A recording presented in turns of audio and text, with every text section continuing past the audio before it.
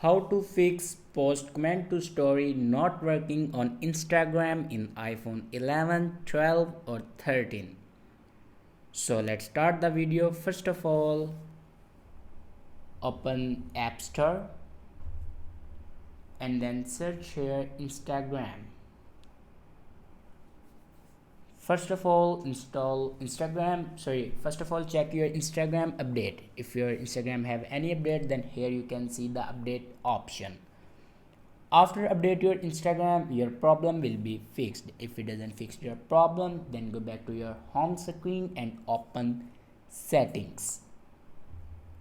In settings, click on general and then click on iPhone storage.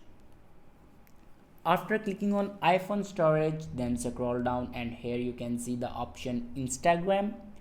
Now click on Instagram and then click on offload. After offload your Instagram app, then reinstall it.